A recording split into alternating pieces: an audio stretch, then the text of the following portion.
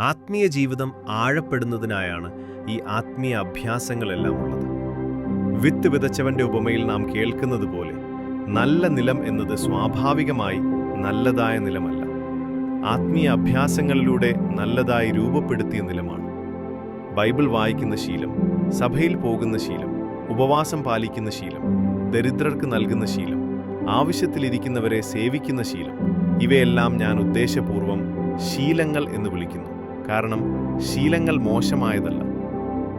എനിക്ക് പ്രാർത്ഥിക്കാൻ തോന്നുമ്പോൾ മാത്രമേ ഞാൻ പ്രാർത്ഥിക്കൂ എന്ന ചിന്ത ദുഷ്ടൻ നമ്മിലുണ്ടാകാൻ ആഗ്രഹിക്കുന്നത് തന്നെയാണ്. കാരണം ഒരിക്കൽ അവൻ നിനക്ക് ശക്തമായ പ്രാർത്ഥനാഭാവം കൊടുക്കും, പിന്നെ വീണ്ടും ഒരിക്കലും അത് വരാതെ പോകും. നീ ആ പ്രാർത്ഥിക്കാൻ തോന്നുന്ന സമയത്തെ കാത്തിരിക്കുമ്പോൾ അത് വരില്ല. പകരം അവൻ പറയും, ആ മനോഹരമായ പ്രാർത്ഥനാ സമയം ഓർക്കൂ, അത് വീണ്ടും വരും, നാളെ ചെയ്യൂ, നാളെ ചെയ്യൂ. എന്നാൽ ആ നാളെ ഒരിക്കലും വരികയില്ല. എന്നാൽ നാം ശീലമായി പ്രാർത്ഥിക്കുമ്പോൾ ആകാശത്തേക്ക് പതുക്കെ ഉയർത്തപ്പെടുന്നവരായി നാം മാറുന്നു. ദിവസങ്ങളോളം, മാസങ്ങളോളം, വർഷങ്ങളോളം വ്യായാമം ചെയ്യുന്ന ഒരാൾ ക്രമേണ ആരോഗ്യവാനാകുന്നത് പോലെ തന്നെ.